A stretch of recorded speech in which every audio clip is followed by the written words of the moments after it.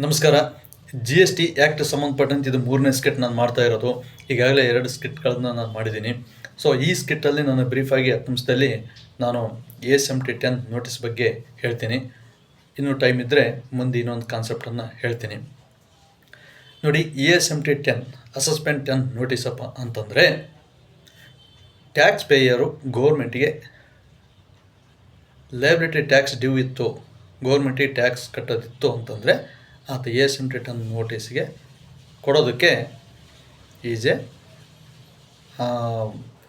Eligible. ತೊಗೊಳೋದಕ್ಕೆ, issue ಮಾಡೋದಕ್ಕೆ, ಇಲಾಖೆ issue ಮಾಡೋದಕ್ಕೆ ಆ ವ್ಯಕ್ತಿ ಎಲಿಜಿಬಲ್ ಆಗ್ತಾನೆ. ನೋಡಿ, AS-7010 ನೋಟಿಸ್ ಯಾವಾಗ ಕೊಡ್ತೀವಪ್ಪ ಅಂತಂದರೆ, ಲೇಟಾಗಿ ಈ ಹಿಂದಿನ ವರ್ಷಗಳಲ್ಲಿ ಫೈಲ್ ಮಾಡಿದಾಗ ಇಂಟ್ರೆಸ್ಟು ಅದಕ್ಕೆ ಪೆನಾಲ್ಟಿ ಸೇರಿ ಕಟ್ಟಬೇಕಾಗುತ್ತೆ. ಲೇಟಾಗಿ ಹಿಂದಿನ ವರ್ಷಗಳಲ್ಲಿ ಲೇಟಾಗಿ ಫೈಲ್ ಮಾಡಿದ್ದಕ್ಕಾಗಿ ಬಿಲೇಟೆಡ್ ಫೈಲ್ ಅಂತಂದೇಳಿ AS-7010ನಲ್ಲಿ ಪ್ಯಾರಾಮೀಟ್ರ್ಗಳಿದಾವೆ. AS-7010 ನೋಟಿಸನ್ನು ಇಂಟ್ರೆಸ್ಟ್ಗಾಗಿ ಕೊಡ್ತೀವಿ, ಬಿಲೇಟೆಡ್ ಇಂಟ್ರೆಸ್ಟ್ಗಾಗಿ ಕೊಡ್ತೀವಿ, ಪೆನಾಲ್ಟಿಗಾಗಿ ಕೊಡ್ತೀವಿ, ಡಿಫರೆನ್ಸ್ಗೆ ಕೊಡ್ತೀವಿ. TB ರಿಟರ್ನ್ನಲ್ಲಿ ಒಂದು ಡಿಕ್ಲೇರ್ ವ್ಯಾಲ್ಯೂ ಅಮೌಂಟನ್ನು ಡಿಕ್ಲೇರ್ ಮಾಡ್ಕೊಂಡಿರ್ತಾನೆ, R1ನಲ್ಲಿ ಒಂದು ವ್ಯಾಲ್ಯೂವನ್ನು ಡಿಕ್ಲೇರ್ ಮಾಡ್ಕೊಂಡಿರ್ತಾನೆ. ಸೊ ಆ ಡಿಫ್ರೆನ್ಸ್ ಅಮೌಂಟು ಕಟ್ಟಬೇಕಾಗುತ್ತೆ ಸರ್ಕಾರಕ್ಕೆ. ನೋಡಿ, ತಪ್ಪಿಸ್ಕೊಳ್ಳೋಕೆ ಸಾಧ್ಯನೇ ಇಲ್ಲ. R1 ರಿಟರ್ನ್ನಲ್ಲಿ 30 ಲಕ್ಷ ಇತ್ತು, 3B ರಿಟರ್ನ್ನಲ್ಲಿ 20 ಲಕ್ಷ ಇತ್ತು. ಸೊ R1ನಲ್ಲಿ ಸೇಲಲ್ಲಿ 30 ಲಕ್ಷ ಸೇಲ್ ಮಾಡಿ ಇಲ್ಲಿ 20 ಲಕ್ಷ ಡಿಕ್ಲೇರ್ ಮಾಡಿಕೊಂಡ್ರೆ ವ್ಯತ್ಯಾಸ 10 ಲಕ್ಷ ಬರೋಲ್ವಾ?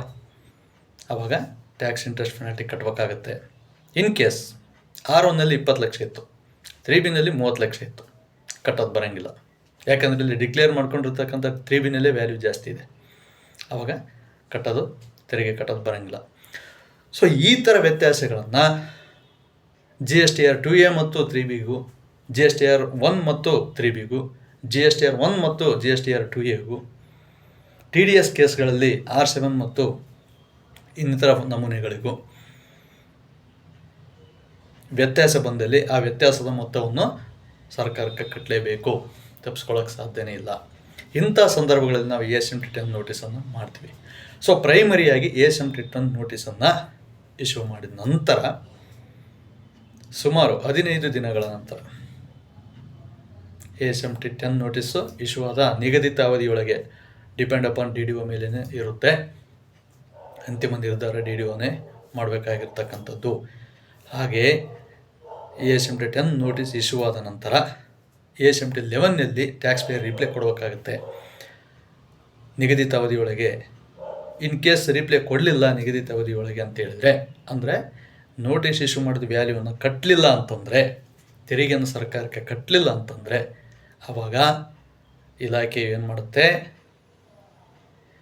AS-7010 ನೋಟಿಸ್ ಮೇಲೆ ಯಾವುದೇ ರಿಪ್ಲೈ ಬಂದಿಲ್ಲ ಟ್ಯಾಕ್ಸ್ ಪೇಯರ್ಗೆ ಅಂತ ಮನಗಂಡು DRC 1A ನೋಟಿಸನ್ನು ಇಶ್ಯೂ ಮಾಡುತ್ತೆ ಟ್ಯಾಕ್ಸ್ ಪೇಯರ್ಗೆ. ಈ DRC 1A ನೋಟಿಸು ಟ್ಯಾಕ್ಸನ್ನು ಒಳಗೊಂಡಿರುತ್ತೆ, ತೆರಿಗೆ ಬಾಕಿಯನ್ನು ಒಳಗೊಂಡಿರುತ್ತೆ, ಜೊತೆಗೆ ಇಂಟ್ರೆಸ್ಟು ಸೇರುತ್ತೆ. ನೋಡಿ, AS-7010 ನೋಟಿಸ್ ಇಶ್ಯೂಡ್ ಆದಾಗಲೇ ಕಟ್ಟಿದರೆ ಇಂಟ್ರೆಸ್ಟು ಕಟ್ಟೋ ಅವಶ್ಯಕತೆ ಇರಲಿಲ್ಲ. ಈಗ DRC 1A ನೋಟಿಸ್ ಇಶ್ಯೂ ಆಯ್ತು ಅಂದರೆ ಇಂಟ್ರೆಸ್ಟು ಕಟ್ಟಬೇಕಾಗುತ್ತೆ. So DRC 1A notice issue ಆದ ನಿಗದಿತ ಅವಧಿಯೊಳಗೆ DRC 06 ರಿಪ್ಲೈ ಕೊಡಬೇಕಾಗುತ್ತೆ ಟ್ಯಾಕ್ಸ್ ಪೇಯರ್. ಕೊಡಲಿಲ್ಲ ಅಂತಂದರೆ DRC 1A ನೋಟಿಸ್ ನಿಗದಿತ ಅವಧಿಯ ನಂತರ DRC 1 ನೋಟಿಸ್ ಇಶ್ಯೂ ಆಗುತ್ತೆ. ನೋಡಿ, DRC 1 ನೋಟಿಸಲ್ಲಿ ತೆರಿಗೆ, ಬಡ್ಡಿ ಮತ್ತು ದಂಡವೂ ಸೇರುತ್ತೆ, ಟ್ಯಾಕ್ಸ್ ಇಂಟ್ರೆಸ್ಟ್ ಜೊತೆಗೆ ಪೆನಾಲ್ಟಿನೂ ಸೇರುತ್ತೆ. ನೋಡಿ, ಕಟ್ಟಬೇಕಾದ ಮೊತ್ತ ಸರ್ಕಾರಕ್ಕೆ ಹೆಚ್ಚಾಯಿತು. ಟ್ಯಾಕ್ಸ್ ಪೇಯರು AS-7010 ಲೆವೆಲಲ್ಲೂ ಕಟ್ಟಲಿಲ್ಲ, ಹಾಗಾಗಿ ಇಂಟ್ರೆಸ್ಟ್ ಸೇರಿ 1A ಇಶ್ಯೂ ಆಯಿತು. 1A ಇಶ್ಯೂ ಆದಮೇಲೂ ಕಟ್ಟಲಿಲ್ಲ, ಮತ್ತು ಪೆನಾಲ್ಟಿ ಸೇರಿ 1 ಇಶ್ಯೂ ಆಯಿತು. DRC 1 ಈಸ್ ದ ರಿಕವರಿ ಪ್ರೊಸೆಸ್ಸಲ್ಲಿ ಮೇನ್ ಸ್ಟೆಪ್. ಇದು ಅರ್ಧ ಡಿಮ್ಯಾಂಡ್ ಕ್ರಿಯೇಟ್ ಆದಂಗಿದೆ. DRC 1 ಅಂದ್ರೆ ಸೋಕಾಸ್ಟ್ ನೋಟಿಸ್. ಇದು ಆದಮೇಲೆ 30 ಡೇಸ್ ಟೈಮ್ ಇರುತ್ತೆ, ಅಷ್ಟರೊಳಗೆ ಅಪೀರ್ ಆಗಿ ಕಟ್ಟಲೇಬೇಕು tax pair. Interest, penalty, tax ಮೂರನ್ನು ಕಟ್ಟಬೇಕು. ಇನ್ ಕೇಸ್ DRC 1 ಇಶ್ಯೂ ಆದರೂ ಕಟ್ಟಲಿಲ್ಲ ಅಂತಂದರೆ ಸೊ ಎರಡು ಟೈಮ್ ಬೀಯಿಂಗ್ಗಳನ್ನು ಕೊಡುತ್ತೆ. ಪರ್ಸ್ನಲ್ ಇಯರಿಂಗ್ 1 2 3 4 ಅಂತೇಳಿ ಡಿಪೆಂಡ್ ಅಪಾನ್ ಟ್ಯಾಕ್ಸ್ ಪೇಯರು. ಆ ಪರ್ಸ್ನಲ್ ಇಯರಿಂಗ್ಗಳನ್ನು ಶಾರ್ಟ್ ಪೀರಿಯಡ್ಗೆ 5 ಡೇಸ್ 6 ಡೇಸ್ ಒಳಗಾಗಿ ಕಟ್ಟಬೇಕು ಬಂದು ಅಪಿಯರ್ ಆಗಿ. ಕಟ್ಟಲಿಲ್ಲ ಅಂತಂದರೆ ಆವಾಗ DRC 7 ಅಡ್ಜುಡಿಕೇಷನ್ ಆರ್ಡ್ರ್ ಆಗಿ ಡಿಮಾಂಡ್ ಕ್ರಿಯೇಟ್ ಆಗುತ್ತೆ ಟ್ಯಾಕ್ಸ್ ಪೇಯರ್ಗೆ. ಸೊ ಆ ಬಿಸ್ನೆಸ್ ಪ್ರೊಮೈಸು ತೆರಿಗೆ, ಬಡ್ಡಿ ಮತ್ತು ದಂಡವನ್ನು ಸರ್ಕಾರಕ್ಕೆ ಬಾಕಿ ಇದ್ದಂಗೆ ಅಂತ ಅರ್ಥೈಸ್ತದೆ.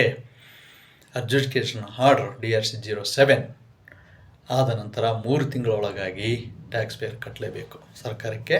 ಅಲ್ಲಿ ನೋಟಿಸಲ್ಲಿ ಮೆನ್ಷನ್ ಮಾಡಿರ್ತಕ್ಕಂಥ ಅಮೌಂಟನ್ನು ಕಟ್ಟಬೇಕು. ಸೊ ಇದು ASMT 10 ನೋಟಿಸ್ ಕಾನ್ಸೆಪ್ಟ್ ನೋಡಿ. ಇದು ಬೇಸಿಕ್ ಕಾನ್ಸೆಪ್ಟ್ ಇಷ್ಟೇ. ಸರ್ಕಾರಕ್ಕೆ ಕಟ್ಟಬೇಕಾದ ತೆರಿಗೆಯನ್ನು ಬೇಗನೆ ಕಟ್ಕೊಂಡ್ರೆ ಟ್ಯಾಕ್ಸ್ ಪೇಯರ್ ಸೇವ್, ಬಚಾವ್, ಇಂಟ್ರೆಸ್ಟ್ ಪೆನಾಲ್ಟಿ ಉಳಿತೆ. ಇಲ್ಲ ಕಟ್ಟಲಿಲ್ಲ ಅಂತಂದ್ರೆ ಇನ್ ಟೈಮ್ಗೆ ನಾವು ಯಾರಿಗಾನ ಸಾಲ ಕೊಟ್ಟರೆ ಬಡ್ಡಿ ಹಾಕಲ್ವೇ?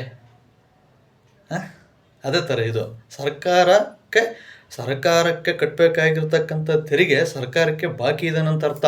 ಸರ್ಕಾರಕ್ಕೆ ಸಾಲಗಾರ ಆ ವ್ಯಕ್ತಿ ಟ್ಯಾಕ್ಸ್ ಪೇಯರು. ಯಾರಿಗೆ ಸಾಲಗಾರ? ಸರ್ಕಾರಕ್ಕೆ ಸಾಲಗಾರ.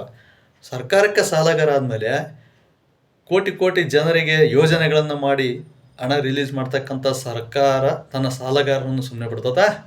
ಪೆನಾಲ್ಟಿ ಹಾಕುತ್ತೆ, ಇಂಟ್ರೆಸ್ಟ್ ಹಾಕಿ ಬಡ್ಡಿ ಸಮೇತ ಟ್ಯಾಕ್ಸನ್ನು, ದಂಡ ಸಮೇತ ಟ್ಯಾಕ್ಸನ್ನು ವಸೂಲಿ ಮಾಡ್ತಕ್ಕಂಥ ನೋಟಿಸ್ ಫಾರ್ಮೆಟ್ಗಳನ್ನು, ಕಾನೂನನ್ನು GST ಆ್ಯಕ್ಟ್ ತಂದಿದೆ. ಇದು ಅತ್ಯಂತ ವೈಜ್ಞಾನಿಕ, ಅಚ್ಚುಕಟ್ಟು, ಅಕ್ಯುರೇಸಿ ಮತ್ತು ಈ ದಿನದ ಕಾಲಘಟ್ಟದಲ್ಲಿ ಅನಿವಾರ್ಯತೆ, ಅವಶ್ಯಕತೆಯೂ ಸಹ ಅಂತ ನನ್ನ ಭಾವನೆ. ನಾನು ಆ್ಯಕ್ಟನ್ನು ವಿಮರ್ಶೆ ಮಾಡೋಷ್ಟು ದೊಡ್ಡ ವ್ಯಕ್ತಿ ಅಲ್ಲ.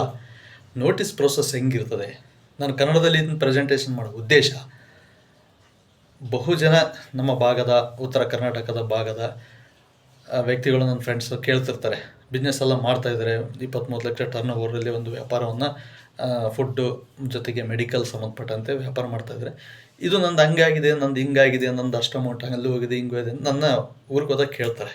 ಅದಕ್ಕೋಸ್ಕರ ಕನ್ನಡದಲ್ಲಿ ಪ್ರೆಸೆಂಟೇಷನ್ ಮಾಡಿದ್ರೆ ಅವ್ರಿಗೆ ಸ್ವಲ್ಪ ಅವೇರ್ನೆಸ್ ಬರುತ್ತೆ ಅಂತಕ್ಕಂಥದ್ದು, GST ಅವೇರ್ನೆಸ್ ಬರ್ತದೆ ಅಂತಕ್ಕಂಥ ಉದ್ದೇಶದಿಂದ ಈ ಸ್ಕಿಟ್ ಮಾಡ್ತಾ ಇದ್ದೀನಿ.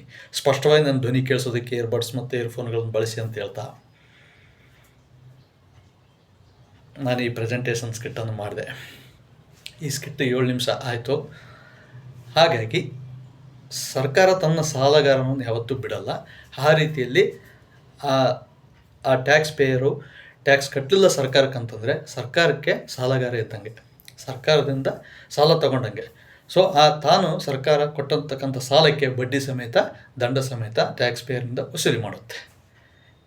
ಇದು ASMT ನೋಟಿಸ್ನ ಪರಿಕಲ್ಪನೆ. ಈಗ ಸ್ಕಿಟ್ 8 ನಿಮಿಷ ಆಯಿತು.